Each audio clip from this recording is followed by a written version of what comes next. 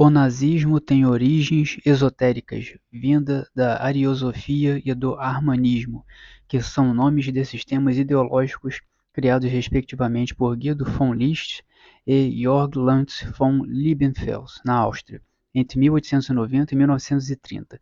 Daí vieram as ideias da raça perfeita ariana que eram discutidas na sociedade Thule. O Partido Nacional Socialista antes de Hitler foi criado por Karl Harrer e Anton Drexler em outubro de 1918, que funcionava como uma fachada do Grupo Thule. Eles eram anticapitalistas, antiparlamentares e antissemitas. Entre outras coisas, também defendiam que todas as rendas que não fossem provenientes do trabalho fossem confiscadas, reforma agrária e a interdição da especulação com terrenos. Após Hitler assumir, ele mudou o nome para Partido Nacional Socialista dos Trabalhadores Alemães.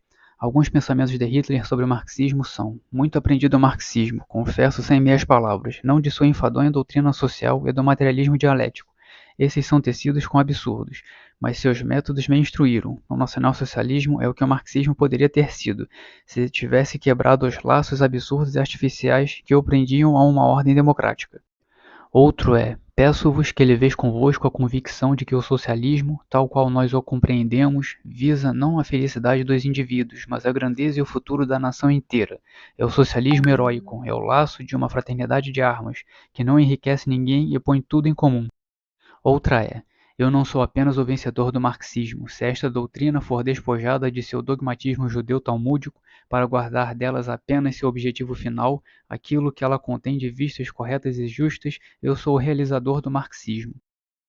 Também disse: nós socializamos os homens, e o nacionalsocialismo é o socialismo em devir, que não se completa nunca, porque seu ideal se desloca sempre.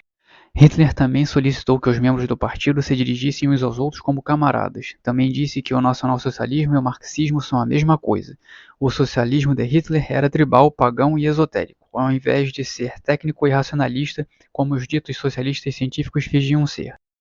Após a morte de Lenin, Goebbels disse que Hitler e Lenin poderiam ser comparados. Também disse que Lenin foi o mais ilustre dos homens atrás apenas de Hitler.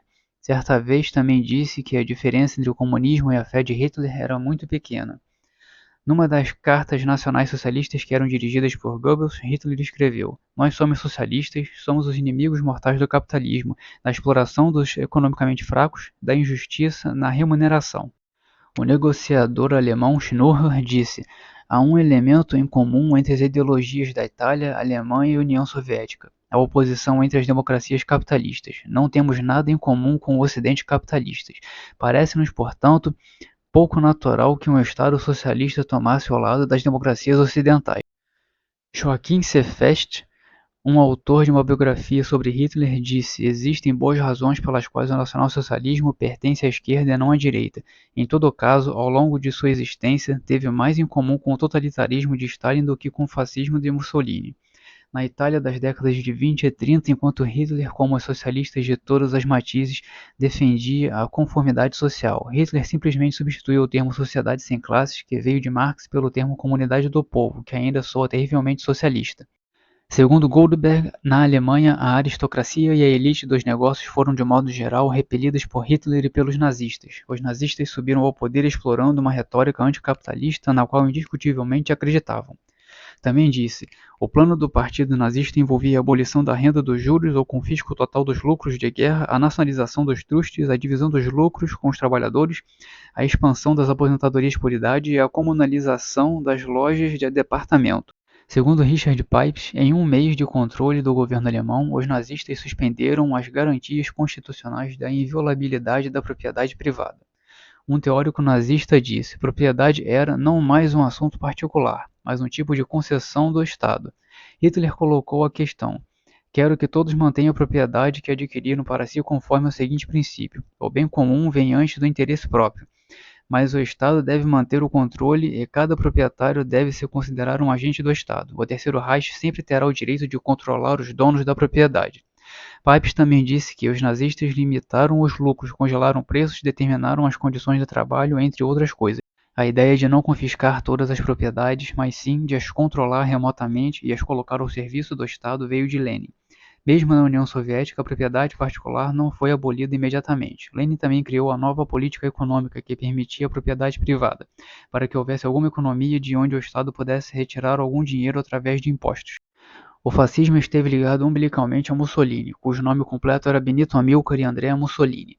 O pai dele era um comunista fanático. O nome Benito veio de Benito Juárez, um revolucionário mexicano que mandou matar o rei do México.